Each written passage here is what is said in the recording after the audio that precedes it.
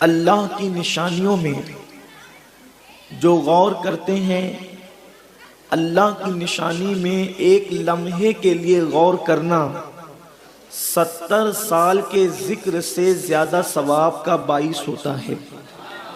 इंसान 70 साल तक गारों में बैठकर, बियाबानों में, जंगलों में, घरों में, मस्जिदों में जिक्र करे तो जो सवाब मिलता है वो अल्लाह की निशानियों में एक लम्हा फिक्र करने की वजह से अल्लाह उसे अजर सवाब अता फरमाता है। अब आप मुझे बताएं कि जब अल्लाह की निशानियों में एक लम्हा गौर करने से अल्लाह इतना अजर सवाब अता फरमाता है, तो जो अल्लाह की निशानियों की ताज़ीम करते हैं, जो अल्लाह की निशानियों का एहतराम करते हैं, अल्लाह उनको कितने दर्जे अता करता होगा, अल्लाह उनको कितने मकाम और मर्तबे अता करता होगा। अल्लाह की निशानी क्या है? अल्लाह की निशानी ये है कि जिसको देखने के बाद, जिसको सुनने के बाद, जिसका जिक्र करने के बाद अल्लाह याद आ जाता है, उसको अल्लाह की निशानी कहते हैं। हत्ता के कुर्बानी के जानवरों को भी अल्लाह की निशानी कहा गया है। इसी तरीके से मस्जिदों को भी अल्लाह की निशानी कहा गया है। इसी तरीके से माह रमज़ानुल मुबारक को भी अल्लाह की निशानी कहा गया है। और अल्लाह तबारक व तआला इरशाद फरमाता है, जो अल्लाह की निशानियों की ताज़ीम करते हैं ये दिलों के तकवा की बुनियाद पर है। जिनके दिल तकवा के लिए चुन लिए गए हैं, जिनके दिल तकवा के लिए मुंतखब कर लिए गए हैं, उन्हीं दिलों के अंदर अल्लाह की निशानियों का एहतराम होता है, अल्लाह की निशानियों की ताज़ीम होती है। मेरे प्यारे आका सल्लल्लाहु ताला अलैहि वसल्लम के प्यारे दीवानों, हर निशानी का एहतराम अलग अलग अंदाज से किया जाता है। मिसाल के तौर पर कुर्बानी के जानवरों का एहतराम, चूँकि वो अल्लाह की निशानी है, तो उसका एहतराम ये है कि उस पर सवारी न की जाए। अगर आपने कुर्बानी के जानवर को कुर्बानी की नीयत से खरीद लिया है, अब आप उससे हल नहीं चला सकते, आप उस पर सवारी नहीं कर सकते। और अगर आप गनी और मालदार हैं तो आप अगर उसका दूध धो लें, उसका दूध निकाल लें, तो आप उसको खुद इस्तेमाल नहीं कर सकते, बल्कि उसका एहतराम ये है कि आप किसी मिस्कीन को, किसी फकीर को वो दूध सदका कर दें। ये उस कुर्बानी के जानवर जो अल्लाह की निशानी है उसकी ताज़ीम है। अब माह रमज़ान शरीफ भी अल्लाह की निशानी है, तो वो हमें नजर तो नहीं आता कि उसको देखकर खड़े हो जाएं, वो हमें नजर तो नहीं आता, उसके कुछ हाथ तो नहीं है कि उसकी दस्तबोसी करें। तो माह रमज़ान शरीफ जो अल्लाह की निशानी है उसका एहतराम क्या है, उसकी ताज़ीम क्या है? तो हमारे अस्लाफ फरमाते हैं, माह रमज़ान शरीफ में इबादतों का एहतमाम किया जाए, यह उसकी ताज़ीम है। गुनाहों को छोड़ दिया जाए, यह उसका एहतराम है। मेरे आका मुस्तफ़ा जान रहमत सल्लल्लाहु ताला अलैहि वसल्लम जब भी माह रमज़ानुल मुबारक करीब आता तो मेरे सरकार अपने सहाबा को इबादत का शौक दिलाने के लिए, अपने सहाबा को इबादत का ज़ौक़ दिलाने के लिए, अपने सहाबा के दिल में इबादत का जज्बा पैदा करने के लिए आकाए करीम रऊफ़ुर रहीम सल्लल्लाहु ताला अलैहि वसल्लम उनके दरमियान रमज़ानुल मुबारक की बरकतें बयान करते, रमज़ान शरीफ की फजीलतें बयान करते, रमज़ानुल मुबारक की अहमियत बयान करते। एक मरतबा अल्लाह के महबूब मुस्तफ़ा जान रहमत सल्लल्लाहु अलैहि वसल्लम फरमाते हैं, ऐ मेरे सहाबा, अब तुम पर एक ऐसा महीना जलवगर होने वाला है कि जिसकी पहली रात की शान ये है, जिसकी पहली रात का मकाम और मर्तबा ये है कि जब माह रमज़ान की पहली रात आती है तो आसमानों के दरवाजे खोल दिए जाते हैं, जन्नत के दरवाजे खोल दिए जाते हैं, जहन्नम के दरवाजे बंद कर दिए जाते हैं,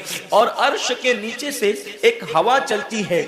और वो हवा, जब रहमत की हवा चलती है तो अल्लाह उस रात अपने बंदों को प्यार की नजर से देखता है, मोहब्बत की नजर से देखता है। और अल्लाह की मोहब्बत की नजर जिस बंदे पर पड़ जाती है, अल्लाह उस पर जहन्नम की आग को हराम फरमा देता है। मेरे आका सल्लल्लाहु अलैहि वसल्लम के दीवानों, वो महीना आने वाला है, वो रात आने वाली है, वो शब आने वाली है जिस रात अल्लाह अपने बंदों को मोहब्बत की नजर से देखेगा, प्यार की नजर से देखेगा, उल्फत की नजर से देखेगा। मेरे प्यारे आका सल्लल्लाहु अलैहि वसल्लम के प्यारे दीवानों, आप अंदाजा करें कितना वो मुकद्दस बंदा है, वो बंदा मुकद्दर का सिकंदर है जिसके वजूद पर मेरे अल्लाह की निगाह रहमत पड़ जाए, मेरे करीम की निगाह रहमत पड़ जाए। हम किस किस की निगाह के तालिब होते हैं, हम किस किस की तवज्जो के तालिब होते हैं। हम सोचते हैं कि पीर साहब की निगाह पड़ जाएगी तो मेरा बेड़ा पार हो जाएगा। यकीनन पीर साहब की नजर बड़ी कीमती है। दीवान शाह बाबा की नजर पड़ जाएगी तो मेरी तकदीर बदल जाएगी। यकीनन अल्लाह का वली बड़ी शान वाला है। गौस पाक की नजर पड़ जाएगी तो मेरा बेड़ा पार हो जाएगा। अंदाजा तो करें, जिस पर अल्लाह की निगाह रहमत पड़ जाए, और वो रमजान शरीफ की पहली रात में होता है कि अल्लाह अपने बंदों को प्यार की नजर से देखता है, अल्लाह अपने बंदों को मोहब्बत की नजर से देखता है। और खुदा की निगाह रहमत जिस पर पड़ गई, फिर उसको जहन्नम की आग छू नहीं सकती, उसको जहन्नम की आग जो है उसको जला नहीं सकती। लेकिन इतने अफसोस की बात है, माह रमजान शरीफ की ऐसी बरकत वाली रहमतों भरी रात आती है, और वो पहली रात आती है, और उस रात में हम क्या कर रहे होते हैं? उस रात में हमारा हाल ये होता है कि हम होटल पे बैठकर टाइम पास कर रहे होते हैं। उस वक्त हम घरों के अंदर बैठे होते हैं और वक्त को जाय कर रहे होते हैं। और अब तो हाल ये हो गया है कि सारी चीजों से ताल्लुक तोड़कर हमने सारे रिश्ते अपने मोबाइल से जोड़ लिए हैं। इस वक्त हमारा सबसे करीबी रिश्तेदार अगर कोई है तो वो अपना मोबाइल है। ये हंसने की बात नहीं है, ये बहुत नुकसान की बात है। इस कदर करीबी रिश्ता, माँ बाप से भी ज्यादा करीबी रिश्ता मोबाइल से, बाप से भी करीबी रिश्ता मोबाइल से, बीवी से भी ज्यादा करीबी रिश्ता मोबाइल से।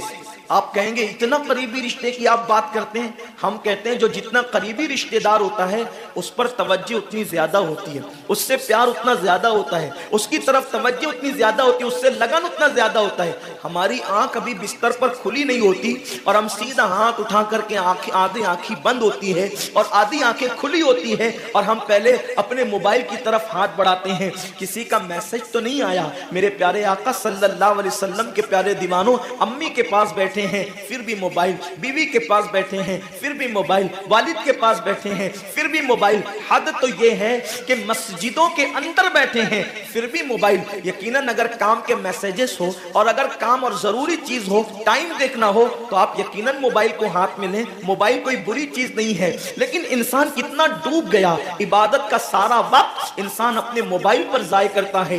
वक्त की किल्लत, इंसान बार बार शिकायत करता है, वक्त की किल्लत दामनगीर है, टाइम मेरे पास नहीं है, वक्त मेरे पास नहीं है, मैं बहुत मसरूफ हो गया हूं, मैं बहुत बिजी हो गया हूं। लेकिन उसको देखो कि रात के 2-2, 3-3 बजे तक के ऑनलाइन रहता है बिला जरूरत। जरूरत है तो कोई बात नहीं, बिला जरूरत। मेरे आका सल्लल्लाहु अलैहि वसल्लम के दीवानों, मौत की तलवार हमारे सरों पे लटक रही है और हमें जल्द से जल्द मौत की तैयारी करना है। सूफिया फरमाते हैं जैसे सूरज गुरूब होने वाला होता है तो किसान नजर सूरज पर रखता है और जल्दी जल्दी काम निपटाने की कोशिश करता है। उसको याद है ये बात, उसके जहन में ये बात कि आज का सूरज गुरूब होने से पहले पहले मैंने अपने काम को मुकम्मल कर देना है, ताकि कल का सूरज तुलू होने के बाद मैंने फिर बीज बो करके आगे का काम करना है। मेरे आका सल्लल्लाहु अलैहि वसल्लम के दीवानों, वो किसान अगर ये सूरज गुरूब होते होते मर गया तो कल उसका काम कोई और कर जाएगा। उसका बेटा बीज बोएगा, उसकी बहू बीज बोएगी, उसकी बीवी बीज बोएगी, उसके रिश्तेदार बीज बोएंगे। लेकिन याद रखना, अगर दुनिया के अंदर हमारी जिंदगी का सूरज गुरूब हो गया तो फिर नेकियों का बीज हमारी जगह कोई नहीं बो सकता। अल्लाह रब्बुल इज्जत ने कभी माह रमजान की शक्ल में, कभी शबे बारात की शक्ल में, कभी शबे कद्र की शक्ल में, कभी अल्लाह अकबर माह शाबान की शक्ल में, कभी लैलतुल बरात की शक्ल में, कभी शबे मेराज की शक्ल में, कभी लैलतुल जुमा की शक्ल में ये हसीन कीमती लम्हात हमें इसलिए अता फरमाए हैं कि मेरे बंदे, अगर तू गुनाहों के अंदर डूब गया है, ये मखसूस रातें तुझे दे रहा हूं, मखसूस दिन तुझे दे रहा हूं।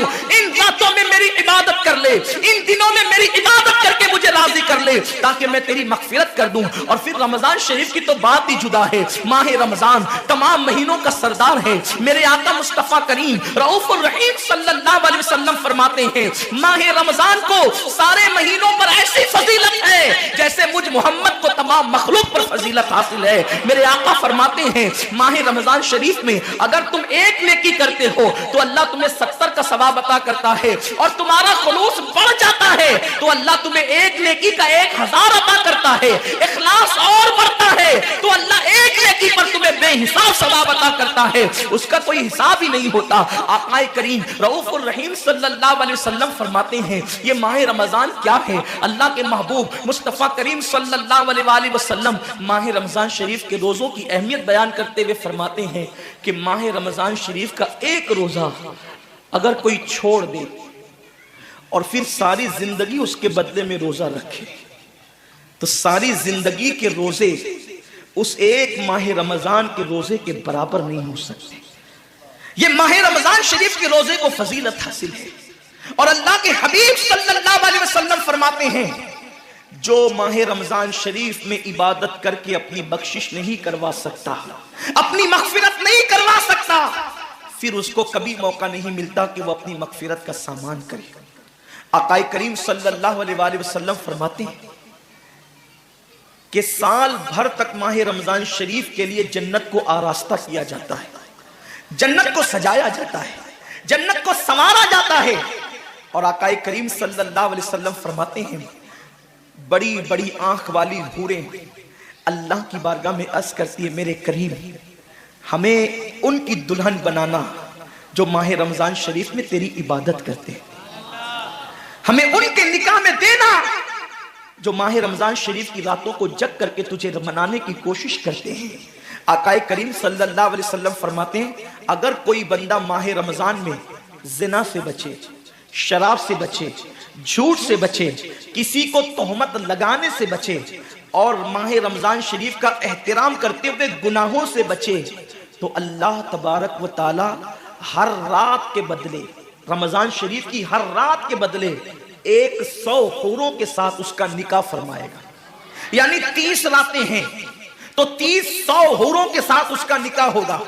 और आकाए करीम सल्लल्लाहु अलैहि वसल्लम फरमाते हैं माह रमजान शरीफ का एहतराम जो करे और एहतराम माह रमजान में जो लगवियात और खुराफात को तर्क कर दे, जो गुनाहों को छोड़ दे, ज़िना को, शराब को, झूठ को, बोहतान तराशी को छोड़ दे, आका फरमाते हैं उस रमजान शरीफ का एहतराम करने वाले के लिए अल्लाह ने जन्नत में एक ऐसा महल बनाया है। उस महल का हाल यह है कि दुनिया के सारे अव्वलीन और आखिरीन यानी आदम से लेकर आखिरी आने वाले तक, इंसान तक, अगर सारे उस महल के अंदर दाखिल हो जाए तो भी उस महल की इतनी ही जगह वो लेंगे जितनी की बकरे की रान आप किसी मकान के अंदर रखते हैं तो बकरे की रान कितनी जगह घेरती है, बस तमाम अव्वलीन और आखिरीन उस महल के अंदर इतनी ही जगह घेरेंगे।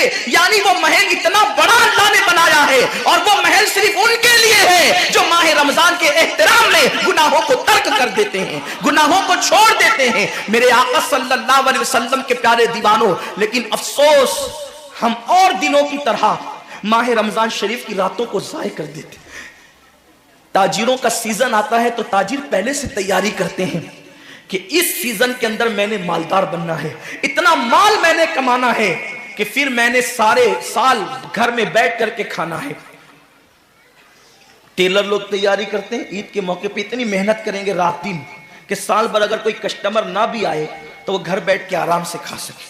कपड़े वाले सोचते हैं कि सीजन आएगा, जो भी सीजन उनका आता है इतना कमाएंगे कि साल भर बैठ के खाएंगे। लोगों जैसे कपड़ों का सीजन आता है, टेलरों का सीजन आता है, फलों का सीजन आता है, एक सीजन नेकियों का भी आता है, एक सीजन मगफिरत का भी आता है, एक सीजन जन्नती बनने का भी आता है, एक सीजन अल्लाह को राजी करने का भी आता है। अरे ये क्या कम है। मेरे रसूल सच्चे नबी सादिक व मज़दूक नबी ने फरमाया माह रमज़ान की हर रात अल्लाह पहले आसमान पे तजल्ली करता है और अल्लाह अपने बंदे से पुकार पुकार कर ग़ुरूब आफ्ताब से लेकर सुबह सादिक तुलू होने तक कहता है मेरे बंदे अगर तू गुनहगार है तो मुझसे माफ़ी तलब करता कि मैं तेरी मगफिरत कर दूँ, मैं तुझे जन्नत का परवाना अता कर दूँ। अगर तू गरीब है तो मुझसे दौलत मांगता कि मैं तुझे दौलत अता कर दूं। अगर तू नेमत से महरूम है तो नेमत मांगता कि मैं तुझे नेमत अता कर दूं। यही वजह तो है हजरात सहाबाए किराम जब रमजान शरीफ आता तो वो ऐसे तैयारियां करते थे जैसे हम अपने घरों की शादियों की तैयारी करते हैं। सहाबा इतने मसरूफ हो जाते रमजान शरीफ की तैयारियों में। और कैसी तैयारी करते, हम भी रमजान शरीफ की तैयारी करते हैं। हमारी तैयारी क्या है, सहरी में तुर्री के मसाले को चाहिए, सहरी के अंदर ये चाहिए, सहरी में वो चाहिए, इफ्तार में ये चाहिए, इफ्तार में वो चाहिए, मुझे इससे कोई जो है वो शिकवा नहीं, मेरे आका ने इससे मना नहीं किया। हुजूर फरमाते हैं कि रमजान शरीफ में घर वालों का दस्तरखान वसी कर दिया करो, घर वालों पे ज्यादा खर्च किया करो, इसलिए कि जो घर वालों पे रमजान शरीफ में खर्च करता है अल्लाह उसको अपनी राह में खर्च करने का सवाब अता करता है। और फारूक आजम फरमाते हैं जो रमजान शरीफ में कुशादगी करे घर वालों पर, अल्लाह उसे जिहाद में खर्च करने का सवाब अता करता है। मुझे इससे कोई शिकवा नहीं। लेकिन सहाबा की तैयारी क्या होती थी? जब रमजान शरीफ आता सहाबा अपने बिस्तर को बांध दिया करते थे। रमजान शरीफ आता तो सहाबा बिस्तर को बांध देते थे। क्यों बांध देते थे बिस्तर को? इसलिए कि अब सोना नहीं है, सोने की रातें 11 महीने की रातें हैं। अब गफलत में जिंदगी नहीं गुजारना है, बल्कि रातों को जग कर, दिन को जग कर अल्लाह की इतनी इबादत करना है कि इबादत का सीजन आ गया।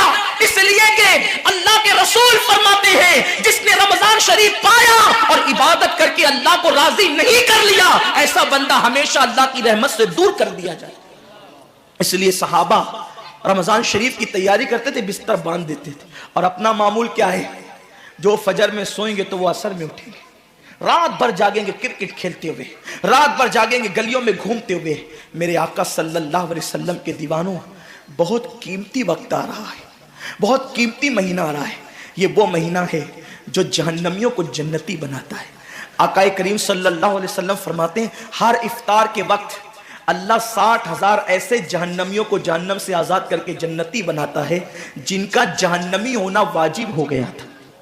और एक मकाम पे फरमाते 5 लाख जहन्नमियों को हर इफ्तार के वक्त जहन्नम से आजाद किया जाता है। और इसी पे बस नहीं, हुजूर फरमाते हैं जब शबे जुमा आती है माह रमजान की, जुमेरात का सूरज गुरूब होता है, तो जुमा का सूरज गुरूब होने से पहले पहले तक हर सेकंड में 5-5 लाख जहन्नमियों को जहन्नम से आजाद किया जाता है। और जब जुमा का आखिरी वक्त आता है, आखिरी साअत आती है, मेरे करीम आका फरमाते हैं जुमेरात का सूरज गुरूब होने से लेकर जुमा का सूरज गुरूब होने तक हर लम्हे में जो 5-5 लाख को आजाद किया गया था, अब आखिरी सेकंड में जो गुरूब का वक्त होता है, जितने आजाद किए गए थे उतनों की तादाद के बराबर उस आखिरी साअत के अंदर अल्लाह अपने जहन्नमी बंदों को जहन्नम से आजाद कर देता है। कितना कीमती वक्त होता है। इफ्तार का वक्त कितना कीमती है, सहरी का वक्त कितना कीमती है, लेकिन उस वक्त भी हम कहां लगे होते। अब तो लोगों ने टीवी चैनलों पर प्रोग्रामात शुरू कर दिए, दीनी प्रोग्रामात। मुझे दीनी प्रोग्रामात अगर टीवी पे नश्र होते हैं तो उससे कोई इख्तिलाफ नहीं है, लेकिन आपसे यह अर्ज करना चाहता हूं कि दीन सीखने का भी कोई वक्त होता है। अगर आप सहरी के कीमती लम्हात में टीवी का मुंह पकड़कर बैठे हैं तो आप दुआ कब करेंगे? इफ्तार के वक्त आप व्हाट्सएप पर लगे हैं तो अल्लाह से मांगेंगे कब? सारी जिंदगी सिसकियां ले रहे हो, सारी जिंदगी तड़प रहे हो, और जब मांगने का वक्त आता है, मुसीबतों से निजात तलब करने का वक्त आता है, हम कहां टाइम जाया करते।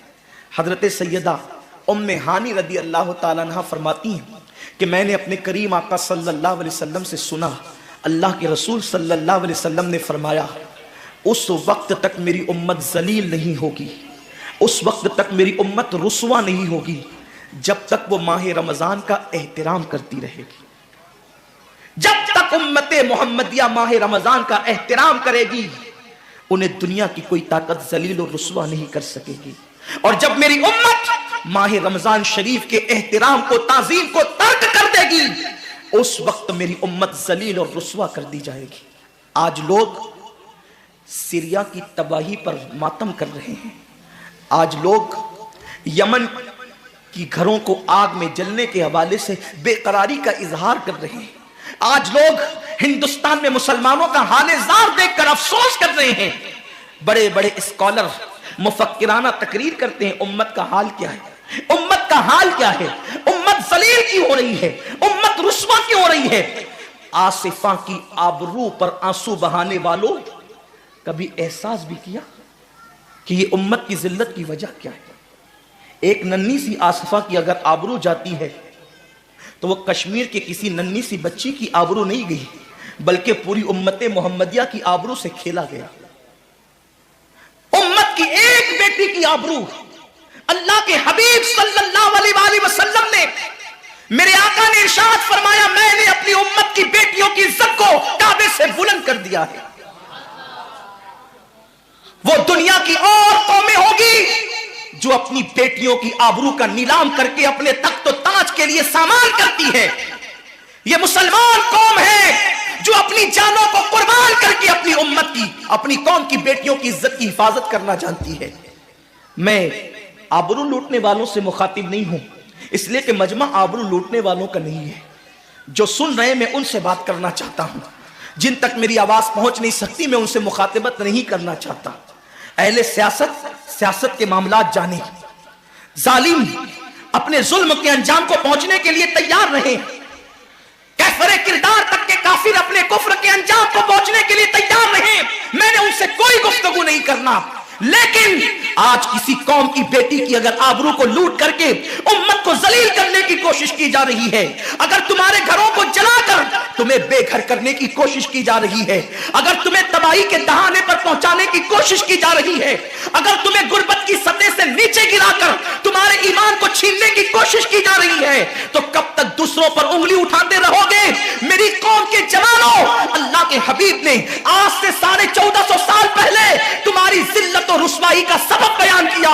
इकबाल रोना रोते हैं, वाए नाकामी मताए कारवां जाता रहा, कारवां के दिल से एहसासे जिया जाता रहा। माह रमजान में शराब के अड्डों को आबाद करने वाले, माह रमजान में जिना के अड्डों को आबाद करने वाले, माह रमजान में छुप छुप कर खाने वाले, माह रमजान में अल्लाह अकबर अपने हाथों की उंगलियों से इंटरनेट के जो वो बटन को छेड़ करके जिना के मनाजिर देखने वाले, अपने माँ बाप का दिल दुखाने वाले, लोगों पे जुल्म करने वाले, नमाज के औकात में बिस्तर की पे सुकून की नींद सोने वाले, दिल खोलकर कान खोलकर अपने ईमान के कानों से, अपनी गैरत के कानों से, अपने दिल के कानों से मेरे नबी की हदीस को सुन लो।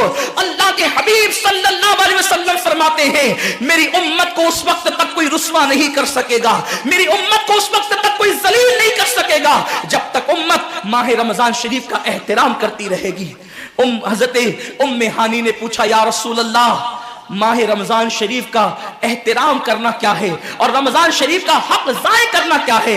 आका फरमाते हैं, जो रमजान शरीफ में भी कबीरा गुनाहों में मुब्तला होते हैं वो रमजान शरीफ के हक को ज़ाय करते हैं, और जो रमजान शरीफ के हक को ज़ाय कर दे फिर उस वक्त उम्मत को जिल्लत और रुसवाई से दुनिया की कोई ताकत बचा नहीं सकती।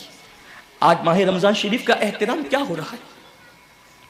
कल तक के मुसलमान और दिनों में गुनाह करते थे, लेकिन रमजान शरीफ आता था तो कम से कम फिल्में लोग देखना बंद कर देते थे, दाढ़ियां मुंडाना बंद कर देते थे, मस्जिदों को आबाद करना शुरू कर देते थे।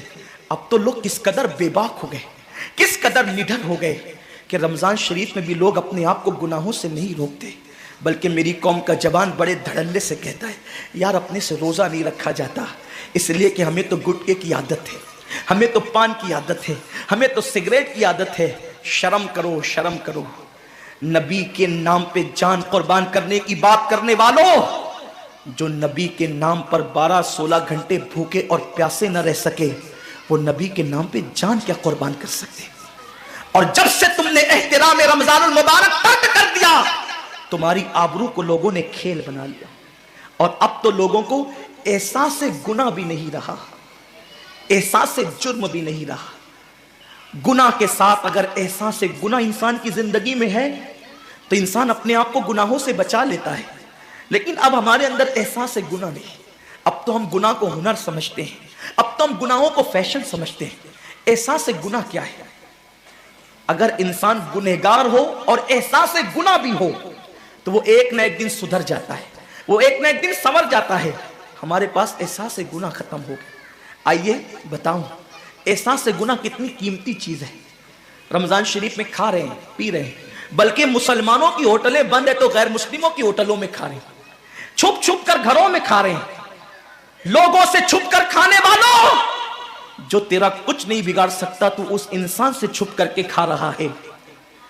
जो खुदा तुझे सजा देगा क्या तू उसकी निगाहों से भी छुप सकता है? और रोजे भी क्या रोजे रह गए, अब तो रोजे भी रस्म बन गए। जो रोजे रखते हैं रमजान शरीफ में, उनको रोजा रखने की आदत है, वो रोजे को इबादत नहीं समझते। जो रोजा आदत बन जाए वो निजात नहीं दिला सकता, जो रोजा इबादत बन जाए वो निजात दिला सकता। एक तो रोजे की आदत है और एक तो रोजा इबादत है। रोजा आदत और इबादत में फर्क क्या है? आदत ये सब ने रखा, हम भी रख लें, ये आदत है। न रखेंगे तो क्या जवाब देंगे, ये आदत है। न रखेंगे तो लोग ताना देंगे, आदत है। फिर रोजा इबादत क्या है? रोजा इबादत यह है कि अल्लाह ने रोजा रखने का हुक्म दिया है और मुस्तफा जान रहमत ने रोजे का हक यह बताया है, अगर तू रोजा रखे तो सिर्फ भूखा प्यासा न रहे, बल्कि तेरा हाथ भी रोजेदार रहे, तेरी ज़बान भी रोजेदार रहे, तेरी आंख भी रोजेदार रहे, तेरा पैर भी रोजेदार रहे, तेरा कान भी रोजेदार रहे। कान रोजेदार इस तरह कि कान अल्लाह के ममनू करदा चीजों को न सुने, हाथ रोजेदार इस तरह हाथ अल्लाह के मना करदा कामों को न करे, ज़बान रोजेदार इस तरह कि ज़बान अल्लाह की ममनू करदा चीजों को अदा न करे, पैर रोजेदार इस तरह कि पैर उस जगह चलकर न जाए जहां अल्लाह ने जाने से मना किया है। जब तू इन सारे आज़ा को रोजेदार बनाता है तो ऐसे रोजे के मामले में मेरा अल्लाह फरमाता है रोजा मेरे लिए है और मैं ही उसकी जजा हूं। हर अमल की जजा जन्नत है, रोजे की जजा खुदा की जात है। इसीलिए आका फरमाते हैं रोजेदार को दो खुशी है, एक तो इफ्तार के वक्त, दूसरा लिकाए रहमान के वक्त, खुदा की जियारत के वक्त। सहाबा ने पूछा आका हम अल्लाह की जियारत कैसे करेंगे? आका फरमाते जैसे तुम आसमान पे चांद देखते हो बिला तमसील, उसी तरह तुम खुदा की जियारत किया करोगे। ये रोजेदारों की शान है। आज के रोजे क्या है? जिसमें झगड़ा, इसमें गीबत, जिसमें चुगली, जिसमें फसाद। रोजे को आदत मत बनाओ, रोजे को इबादत बनाओ। एहसास मिट गया, इबादतों का एहसास मिट गया, गुनाहों का एहसास खत्म हो गया। जब तक के लोगों में गुनाहों का एहसास जिंदा था वो इबादत करके भी अल्लाह से डरते थे, वो इबादत करके भी रब की बारगाह में आंसू बहाते थे कि मौला मैं तो हक अदा न कर सका। लेकिन आज एहसास नहीं है, इसलिए लोग हंसते हंसते इफ्तार करते हैं। हालांकि सहाबा का मामूल था जब इफ्तार का वक्त आता वो हाथों को उठा करके रोते और कहते मौला रोज़ा तो चला गया लेकिन रोज़े का हक ना अदा हो सका। आंसू बहाते, डरते। लेकिन आज ऐसा कुछ भी नहीं है। हमारी सारी नियतें तो दस्तरखान पे लगी होती है इफ्तार के वक्त। आइए एक बात निकल आई, एहसास गुनाह। क्या है एहसास गुनाह? आका ने फरमाया ना कि जब रमज़ान शरीफ का हक ज़ाय कर दोगे तो अल्लाह तुमसे इज्जत को छीन लेगा, तुम जलील और रुस्वा हो जाओगे। एहसास खत्म है गुनाह का, इसीलिए रमज़ान शरीफ में भी गुनाह करते हैं और गुनाह कर रहे हैं तो जलील हो रहे हैं। एहसास किसे कहते हैं? एहसास यह है कि मैंने क्या किया। छोटे से गुनाह को बड़ा समझना, मैंने क्या किया। एक खातून बारगाह रिसालत में आई और अर्ज किया या रसूल अल्लाह मुझसे जिना हो गया है, मैंने बहुत बड़ा जुर्म कर लिया है, आप मुझ पे हद लगा दें, हद जारी कर दें ताकि मैं गुनाह से पाक हो जाऊं। अल्लाह के हबीब ने एहसास से गुनाह देख करके फरमाया कि जा अभी तेरे पेट में बच्चा है, तेरे जुर्म की सज़ा तेरे पेट के बच्चे को नहीं दी जा सकती। अगर तुझ पे हद लगेगी तो वो बच्चा भी ख़त्म हो जाएगा। जब बच्चा पैदा हो जाए उसके बाद आना। बच्चा पैदा हो गया तो वो लेकर के आई। आका फरमाते हैं तेरी जान चली जाएगी तो इसकी परवरिश कौन करेगा, इसको दूध कौन पिलाएगा? जाए इसको दूध पिला उस वक्त तक जब तक ये खाने न लगे। वो बच्चे को 2 साल तक दूध पिलाती रही और जब बारगाह रिसालत में आई तो बच्चे के हाथ में रोटी का टुकड़ा दे करके आई। बच्चा रोटी खा रहा था। अर्ज़ की आका मुझ पे हद जारी करें ताकि मेरा गुनाह जो मेरे दामन पे लगा है वो धुल जाए। हुजूर ने 3 मरतबा उसको अपने दरवाजे से टाला। अगर कोई दूसरा होता उसको ढील दी जाती तो वो भाग जाता, दोबारा पलट करना आता। लेकिन एहसास गुनाह था, गुनाह का एहसास था कि यहां गुनाह मिट जाए ताकि वहां जवाब देने से बच जाऊं। उस खातून ने 3री मरतबा हाजिरी दी, हुजूर अब मेरा बच्चा रोटी खाने लगा है, मुझ पे हद लगा दे ताकि मैं पाक हो जाऊं। अल्लाह के हबीब ने फरमाया अल्लाह की बंदी, जब अल्लाह ने तेरे जुर्म पे पर्दे डाल दिए थे तो तूने इजहार जुर्म क्यों किया? अब चूंकि तू जुर्म का इजहार कर चुकी है, इकबाल गुनाह कर चुकी है, अब तुझ पे हद लगाई जाएगी। और उसको संगसार कर दिया गया। जब वो मर चुकी और उसको दफन कर दिया गया तो किसी ने कहा कितनी बदबख्त थी वो औरत जिसने रसूल पाक के दौर में मुंह काला किया। मेरे नबी ने फरमाया तो उसका गुनाह देखता है तो उसका एहसास से गुनाह नहीं देखता। उसने ऐसी तौबा की है, अगर उसकी तौबा 70 जहन्नमियों पे तकसीम की जाती तो अल्लाह उनको भी जन्नत अता फरमा देता। आकाए करीम सल्लल्लाहु अलैहि वसल्लम फरमाते हैं जो रमज़ान शरीफ में गुनाह कबीरा करते हैं, अब गुनाह कबीरा की बहुत बड़ी तारीफ है, उसको नहीं बयान करूंगा, लेकिन जो गुनाह कबीरा बड़ा गुनाह करते हैं, पहली बात तो चूंकि मेरा मसलक सूफिया है, सूफिया से किसी ने पूछा कि गुनाह बड़ा क्या है, इमाम गजाली फरमाते हैं ना कोई गुनाह छोटा है ना कोई गुनाह बड़ा है। बात तो यह है जिस गुनाह पर खुदा तेरी पकड़ कर ले वही गुनाह सबसे बड़ा है, और जिस नेकी पर खुदा तुझे बख्श दे वही नेकी सबसे बड़ी है। किसी गुनाह को छोटा समझ के मत करो, पता नहीं वो किस गुनाह पे नाराज हो जाए। तो अल्लाह के हबीब सल्लल्लाहु अलैहि वसल्लम फरमाते हैं जो रमजान शरीफ में बड़ा गुनाह कबीरा गुनाह करते हैं, साल भर तक फरिश्ते उस पे लानत करते रहते हैं, और अगर उसी साल उसको मौत आ जाए, उसी साल जिसने माह रमजान में गुनाह कबीरा किया था, उसने बड़ा गुनाह किया था। अब बड़े बड़े गुनाहों को गिनाया गया, मिसाल के तौर पर किसी औरत पर गलत नीयत से नजर डालना यह गुनाह कबीरा है, झूठी कसम खाना यह गुनाह कबीरा है, नाप तोल में कमी करना यह गुनाह कबीरा है, किसी को देखकर उसका मजाक उड़ा के दिल दुखाना यह गुनाह कबीरा है, किसी की अमानत में खयानत करना यह गुनाह कबीरा है, मां बाप का दिल दुखाना यह गुनाह कबीरा है, कुफ्र करना यह गुनाह कबीरा है, बल्कि अकबरुल कबायर है। 70 की फहरिस्त इमाम सुयूती ने गिनाई है, और फिर 70 की फहरिस्त गिनाने के बाद फरमाते हैं 70 पर यानी 1 2 3 4 वाला 70 नहीं, बल्कि अल्लाह के हबीब ने यहां जो 70 फरमाया है ये 70 गिनती वाला 70 नहीं है, बल्कि कसरत बताने के लिए 70 है। जैसे कि हम कहते हैं ना, मैंने तुझे 50 बार समझाया तू नहीं माना, मैं 100 बार तेरे घर आया तू नहीं मिला, तो इसका मतलब ये नहीं कि 99 के बाद एक जो मिला करके आता है वो 100 नहीं, गिनती का 100 नहीं। यहां 100 बताना कसरत बताने के लिए है, यहां 50 कहना कसरत बताने के लिए है। तो अल्लाह के हबीब फरमाते हैं 70 बड़े गुनाह है, यानी इतनी तवील तादाद में इतनी कसरत से है बड़े गुनाह कि तुम उनको शुमार नहीं कर सकते। बस इतना कि जिस गुनाह पे खुदा नाराज हो जाए वो बड़ा गुनाह। तो जिसने रमजान शरीफ में कस्तन बड़ा गुनाह किया, कस्तन, नमाज को छोड़ना भी गुनाह कबीरा है, नमाज को तर्क करना भी गुनाह कबीरा है। मेरे आका सल्लल्लाहु अलैहि वसल्लम के दीवानों, खेल कूद में वक्त को जाय करना, वक्त का जिया, ये भी गुनाह कबीरा है। आका फरमाते हैं जिसने रमजान शरीफ में गुनाह कबीरा किया, उस रमजान से लेकर आने वाले रमजान शरीफ तक फरिश्ते उस पर लानत करते हैं। ये लानत क्या है? लानत समझते हैं? लानत का मतलब यह है जिस पे लानत पड़ी वो हमेशा के लिए अल्लाह की रहमत से दूर हो गया। इंसान की लानत क्या है? इंसान की लानत, एक जानवर पर हुजूर अलैहिस्सलातु व तस्लीम किसी सहाबी के जानवर पर बैठे थे, वो धीरे चल रहा था, किसी ने कह दिया कि इस पे लानत हो, ये धीरे चलता है। हुजूर अलैहिस्सलाम ने उस जानवर के नीचे उतरकर फरमाया जिस पे लानत कर दी गई मैं उस जानवर पे सवारी नहीं कर सकता। ये एक इंसान की लानत का असर है। जिस पे मासूम फरिश्ते लानत करे उसका अंजाम क्या होगा? वो भी 1 2 लानत नहीं। रमजान शरीफ को छोटा मत समझिए, 1 के 70 पर आपकी नजर है, गुनाह नेकियों की कसरत पे आपकी नजर है, गुनाहों की तबाही पे आपकी नजर नहीं है। अल्लाह के रसूल सल्लल्लाहु अलैहि वसल्लम ने फरमाया जैसे माह रमजान शरीफ में नेकियों का दर्जा बढ़ जाता है, वैसे माह रमजान शरीफ में गुनाहों का भी मामला बढ़ जाता है। यानी अगर रमजान शरीफ में तुम एक गुनाह करोगे तो और दिनों के अंदर जो गुनाह करते थे अब उस गुनाह से ज्यादा तुम्हें अजाब दिया जाएगा, क्योंकि आपने माह रमजान की हुर्मत को पामाल किया है, आपने माह रमजान शरीफ की इज्जत को पामाल किया है। तो सोचो इंसान की लानत पड़े, ये हाल है। तो जिस पे फरिश्तों की, वो भी 1 2 नहीं, पूरे साल तक फरिश्ते लानत करते हैं। और अल्लाह के नबी सादिक व मस्दूक नबी ने फरमाया कि अगर वो उसी साल रमजान शरीफ आने से पहले मर जाए तो उसके पास कोई नेकी नहीं होगी जो उसको जहन्नम की आग से बचा सके, और उसका ठिकाना तो जहन्नम ही होगा।